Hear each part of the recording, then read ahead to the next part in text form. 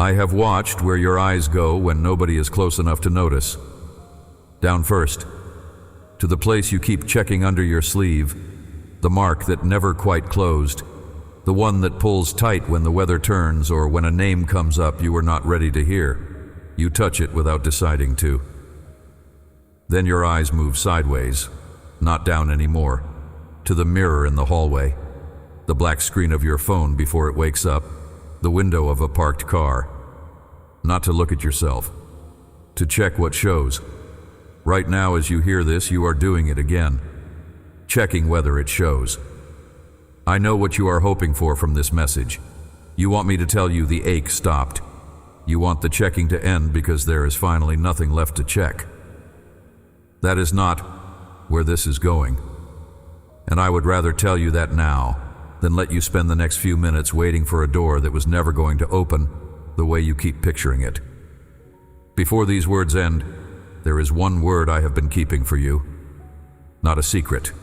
Not something handed only to you while everyone else gets less. A word already written, old enough that it has outlasted every empire that tried to erase it. And I'm not giving it to you yet. Hold that. First hear the rest. The word will not mean what it means until you have felt the weight it was built to answer. You have gotten good at the sideways glance. You know exactly how long you can hold eye contact with your own reflection before something in your chest tightens. You know which angle hides it and which one shows it plain. You have learned your own face the way a soldier learns a minefield, which steps are safe, which ones you avoid without remembering why you started avoiding them. Underneath all of that checking is a question you have never said out loud, not even to yourself in the dark. Is it getting better, or am I just getting better at hiding it? I will not answer that with a lie dressed up as comfort. Here is what I have actually seen, watching you do this for longer than you know. The ache has not left, not fully. There are mornings it is quiet enough that you almost forget, and then something small, a smell, a sentence, a certain slant of afternoon light, and it is exactly as sharp as the day it happened.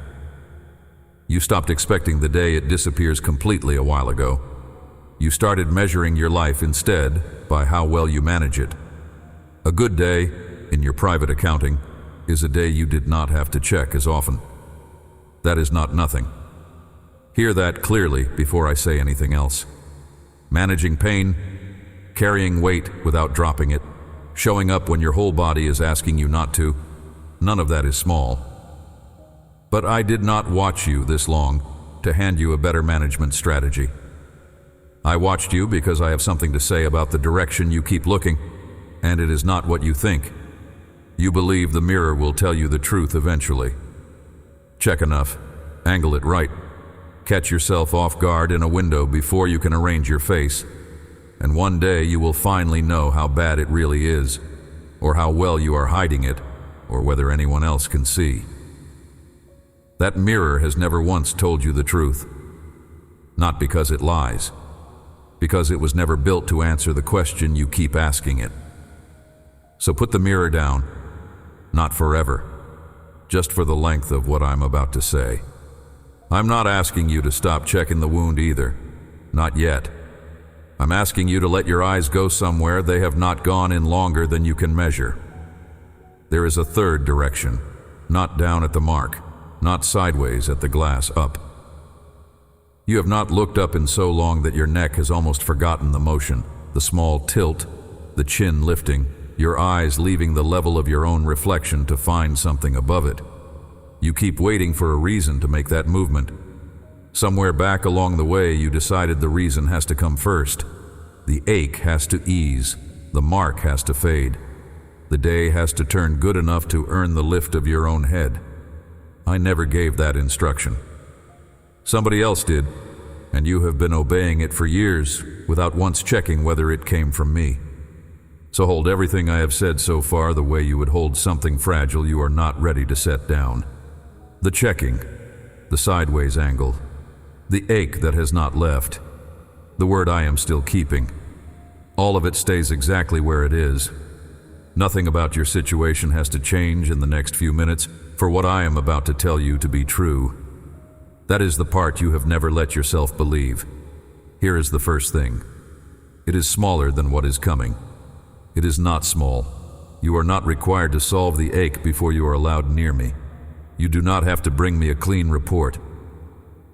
The mark faded. The mirror finally kind. The checking finally over. None of that first. I have never once required it.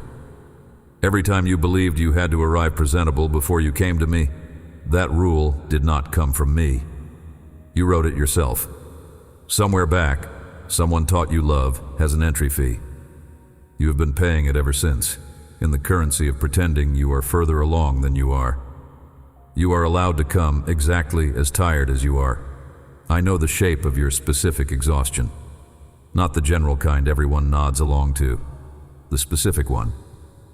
The way you brace before you check the mark in the morning, deciding in advance how disappointed to be. The way you practiced a face for the mirror that does not match the one underneath it. You are tired of practicing. I know. I am not going to tell you that tiredness is proof of small faith. It is proof you have carried something heavy for a long time without putting it down. And you are still standing. I notice that. I have never once stopped noticing. I am not moved by how well you manage yourself in front of other people. I was never keeping score of your composure. What I have been watching is not whether the wound closed. It is whether you kept coming back to me while it stayed open. And you have. Some days barely. A breath. A glance upward you did not even mean to make. A sentence half prayed at the kitchen sink with the water still running, before you talked yourself out of finishing it. I counted every one of those as coming to me. So for a moment, let this be enough. Not the whole answer. Just this much. You are not behind. You are not failing some test of how fast a person is supposed to heal. There is no schedule you missed. No deadline written anywhere that you quietly broke. Feel your shoulders for a second. Notice how high they have been sitting. Let them drop, just a little, just for now. Let the ache be exactly as loud as it is right now. Let that be permitted. Let nothing else be required of you until you are ready to keep listening. If all you needed today was this much was never too small. Rest there a moment. That could be the end of this, and it would have been enough. But there is something I still need to say to you. I did not say it yet on purpose. I wanted the rest to land first, unhurried, without a correction chasing right behind it. You needed the rest more than you needed to be right. But now, gently, here is the part I cannot leave out. You have been checking that mirror for years like it belongs to someone. Like there is a judge standing just behind the glass, arms folded, waiting to see if you have earned the right to be looked at yet. You angle your face for that judge. You practice your voice for that judge. Some mornings you decide, before you have even spoken to another person, how much of yourself you are allowed to show, based on what you think that judge will make of it. Here's the correction. That judge was never me. You borrowed that face from somewhere. A room where love came with conditions attached. A voice that only softened when you performed well enough. A silence that punished you worse than any shouting could. You learned what being watched feels like from someone who never once did it kindly. You took that lesson. You hung it on me without ever checking whether it fit. It does not fit. It has never fit. It was never mine to begin with. I am not the one behind the glass. I never asked you to angle anything toward me. When I look at you, I am not measuring the mark. I am not grading how well you have hidden it.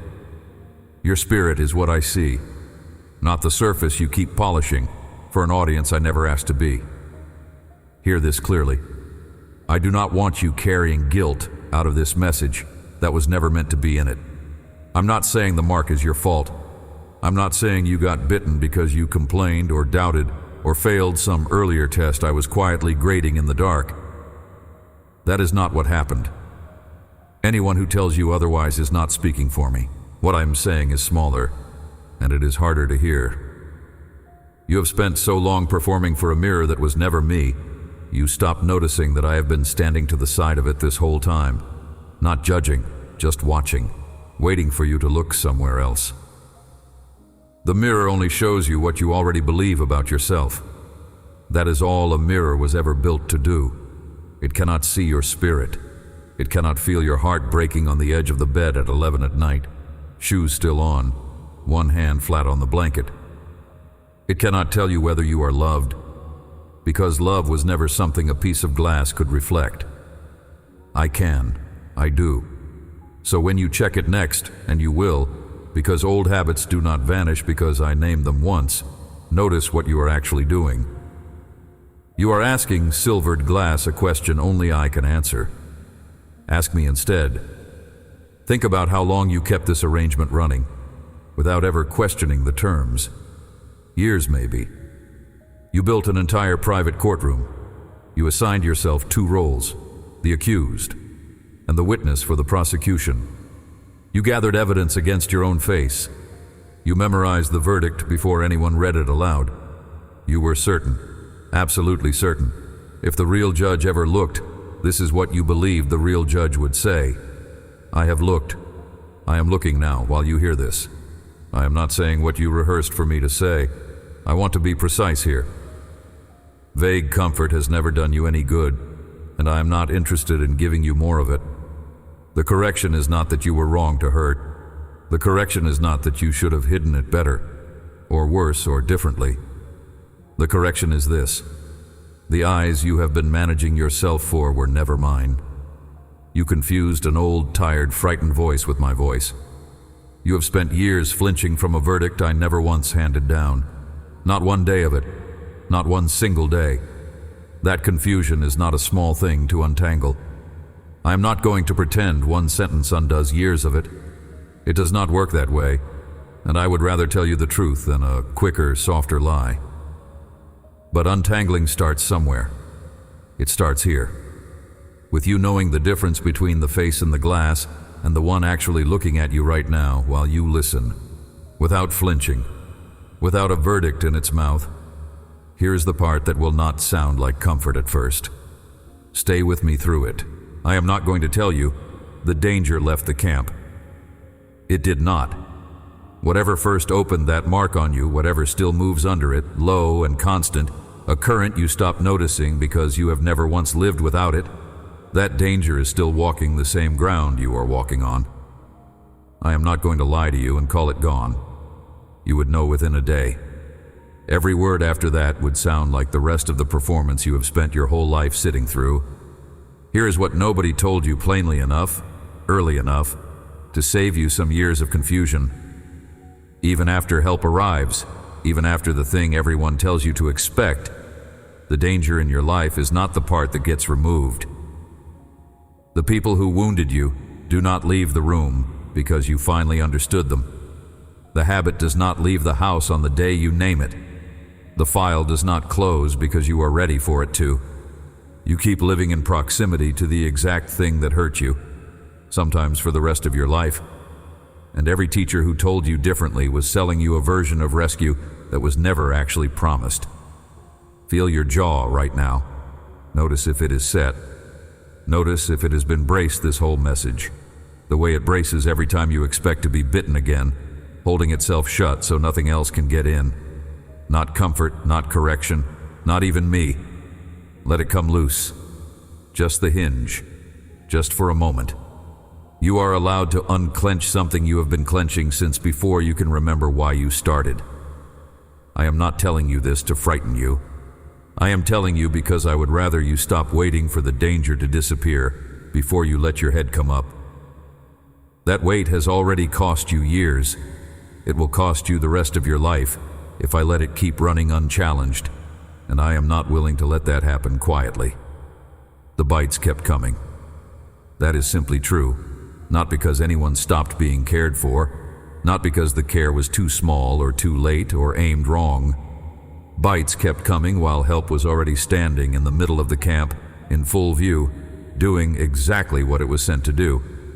The presence of rescue and the presence of danger occupied the same ground at the same time for longer than anyone wanted, and both of those things were true together. without one canceling the other out. You have been living like only one of those two can be real. Either you are safe, or you are still being hurt. Either the ache is gone, or nothing has changed. I am asking you to hold both. That is the actual shape of the camp, and it is the actual shape of the life you are living. Pretending otherwise has never once made you stronger. It has only made you more exhausted, more alone with the gap between what you were promised and what you are actually living through. Some nights the exhaustion is the loudest part, louder than the mark itself. You are not just tired from the wound. You are tired from holding two true things at once and being told your whole life that you were only allowed to hold one. Put that down for a second. Not the wound, just the second job. The one where you have to pretend the danger already left so your faith looks tidy enough to show people. You do not have to be healed to lift your head. Say that back to yourself later when the mark aches again, because it will. Not as a slogan you repeat until it goes numb. As a fact you are allowed to stand on while everything else stays exactly as unfinished as it is right now, in this camp, on this ground, with the same danger still somewhere close by. Here is the word I told you I was keeping. I want to give you the whole of it, so you can see exactly what it is standing on. Long ago, in a wilderness crossing that takes far longer than anyone wants, the people camped there grow tired and turn bitter, speaking against the road and against the one leading them on it. Venomous snakes move into the camp. Many are bitten. Some die. The people beg for help. Moses prays for them. The answer is strange. Not removal, not an army to drive the snakes out. Make a serpent, the instruction goes, and set it high on a pole, in open view of the whole camp, so that anyone bitten who looks at it will live. Moses does, and they look, and they live, even while the snakes stay exactly where they are. That is the story behind the word. Centuries later, a rabbi from that same bloodline stood at night with a man full of questions and said this about himself. John, chapter 3, verse 14. And as Moses lifted up the serpent in the wilderness, even so must the Son of Man be lifted up. Hold that sentence still for a second. It is doing something you were not taught to notice. He does not compare himself to the removal of the snakes.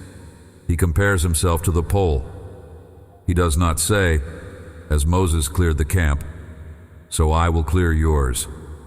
He says, as Moses lifted that serpent up where everyone could see it, so I will be lifted up, the same way for the same reason. Look at where the sentence puts its weight, not on the danger disappearing, on where the eyes are sent while the danger is still there. This means the healing in that story was never mainly about the venom. It was about the neck, about the muscles required to lift a face that has every reason to stay down, towards something that does not remove the bite, but answers it. The people in that camp were not cured before they looked. They looked while still bitten, while the poison was still moving in them, and looking was the thing that let them live inside it instead of being consumed by it. Notice what the word does not say. It does not say lift it up so the pain would stop. It says lift it up full stop, and the life came from where the eyes landed, not from the danger ending. Notice one more word while we are here because it carries more weight than it looks like it should. As, not instead of, not unlike. As Moses lifted the serpent, so the Son of Man must be lifted up. He is not contrasting himself with that old story in the wilderness. He is stepping directly inside its shape and claiming it for his own, on purpose, in front of the very people who knew the story by heart. He wants the comparison held exactly as it is, snakes still in the camp and all, because the comparison only works if the danger is still there. This is where the word stops being ancient history and starts being about your morning. You have been waiting for the ache to ease before you let your chin come up in front of anyone. You have been waiting before you stop checking the mirror like a nervous witness on a stand. You have been waiting to pray a plain sentence instead of a folded, careful one, hedged at both ends, so it costs you less if nothing comes of it. You have been waiting for a permission that was never yours to withhold from yourself in the first place. That permission was already given, on a pole, in a wilderness, centuries before you were born. It did not come with a clause requiring you to feel better first.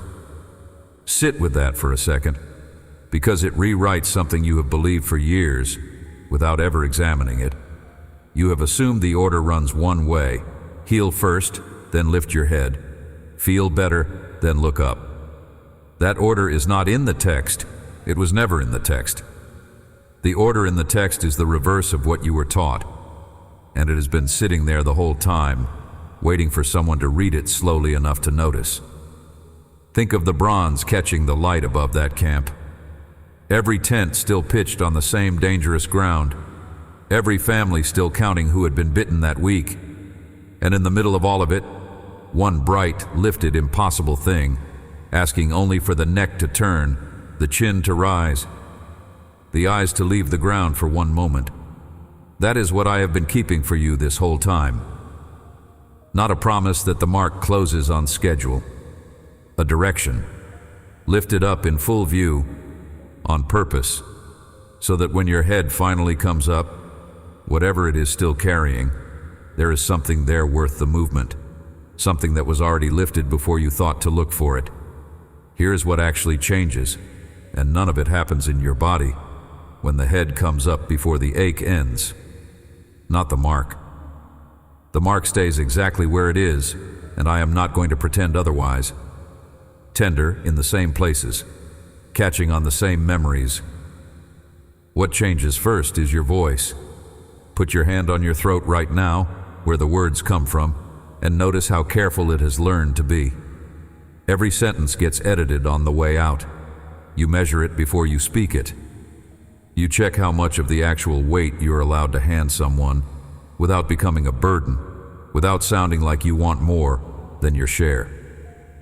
That editing started somewhere. It started back when your head was still down, when looking up felt like it needed a permission that never seemed to arrive. A lifted head does not wait for that permission anymore. It has already been given. You will notice it first in small places. A friend asks how you are, and instead of the practiced answer, something truer slips out before you can catch it. A prayer starts plain instead of folded. You say the actual sentence, not the safe rehearsal of it. It comes out unsteady. Let it be unsteady. Unsteady is not the same as untrue. There is an old picture behind all of this, and you already have half of it. A camp, still crawling with the very thing that had been striking people down. A pole lifted in the middle of it, plain, ordinary metal shaped into the exact form of what had hurt them, held up in full daylight, so nobody had to hunt for it. Nobody had to climb toward it or earn a closer view. It stood at the exact height a face reaches when the neck stops bracing. That was the only distance it ever asked anyone to cross, the distance between chin down and chin up. You do not have to be healed to lift your head. Say it again, out loud this time, even quietly, because a sentence you have only ever thought stays negotiable, and one you have heard in your own voice does not. You have believed things longer when you have said them. You know this about yourself already. Here is what else shifts. You stop performing wellness for the people around you, the ones who never asked you to. You let a few of them see you mid-ache, unfinished, still carrying the thing you have not resolved, and you find out something you were too afraid to test before. Some of them will not leave. A few will lean in closer, because your honesty gave them permission to stop editing their own sentences too. And some will step back, and that will hurt, and it will still be worth what it cost you to be seen unfinished. You stop checking the mirror quite so often, not because the habit vanished, because it stopped being the first place you look. The eyes go somewhere else first now, somewhere higher, and by the time they land on the glass, the question has already been answered elsewhere, and the glass has less power over you than it used to. None of this requires the ache to finish its work first. That was always the lie hiding under the waiting. Wait until it is over. Wait until you can present it as a testimony instead of a wound. I never asked you to wait that long, and the picture I gave you, raised in plain sight of a camp that was still dangerous, was never built around waiting either. It was built around looking, right where you already are, exactly as bitten as you still are. Lift your head now, not because the ache agreed to it, because it was never waiting on the ache's permission in the first place. So here is where this ends, though nothing about the mark ends with it. Your eyes will still drop first thing some morning straight down to check what is there. That is not a failure. That is a body that remembers. Let them drop. Just do not let them stop there. They will still slide sideways sometimes, toward a mirror, a screen, a window that catches your reflection when you are not trying to look. Let them slide. Just do not let them stay there either, running the same old trial, waiting for a verdict that was never mine to hand down. 3 directions. Down at the wound, sideways at the glass, and now, finally, up at the one thing that was lifted on purpose in full view, so you would have somewhere to send your eyes that the wound cannot reach and the mirror cannot touch. You do not need a better report before you make that third movement. You do not need the ache quieter, the mark fainter, the checking finally finished. You are allowed to raise your face with the poison still doing whatever it is still doing, because that was always the picture. Not a camp cleared of danger. A pole standing above ground that stayed exactly as dangerous as it had been the day before, asking only for a chin to rise. I have watched you long enough to know how many times you decided it was not the day yet, not calm enough, not healed enough, not far enough along in whatever timeline you were quietly grading yourself against. I am not asking you to feel ready. I am asking you to lift your chin, the small amount it takes to leave the level of your own reflection, and let your eyes find something above it. That is all. That is the whole instruction, the one that was old before you were born and will still be true long after this message ends. Look up. Not because it stopped hurting, because it was lifted before you thought to ask. Remember the word I told you I was keeping back at the start. You may have wondered what it was going to cost you, or what it would demand, or whether it was only for you and no one else in the camp. It was not a secret. It was never a secret. It was a sentence written down long before either of us had this conversation, sitting in plain sight the whole time, waiting for the moment it would do you the most good. That is what I keep. Not private revelations, old, sturdy public promises, timed to land exactly when a person is finally ready to hear them, as more than words on a page. You are not the only one in this camp. Right now, as you hear this, somewhere else, someone else carries the same kind of mark, has checked the same kind of mirror, and has not lifted their head yet either. You do not have to fix that for them. You only have to know you are not the only one still walking this ground, still bitten, still deciding whether to look up.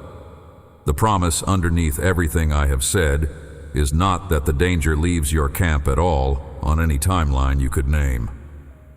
I will not hand you that, because it would not be true, and I would rather you trust a smaller true thing than a larger false one. The promise is presence. I am not watching from outside the camp, safe, waiting for you to solve your own situation before I come near. I am inside it, in the same dust, next to the same pole, close enough that when your head finally comes up, the first thing in your line of sight is the thing I lifted for you, and I am standing under it. Whatever you are carrying into the rest of your day, carry it with your head up, not because you have arrived somewhere, because you were never asked to arrive before you were allowed to look. Rest in that. Let it hold you the way it was built to. Amen. There is a question waiting for you in the comments under this message, left there on purpose. Not about the mark and not about the mirror, about the third direction. when your eyes finally come up, even for a second, even before anything else has changed, what is the first thing you notice that is different from what you expected to see there? Answer it in whatever words you have. There is no rush, and there is no wrong version of it.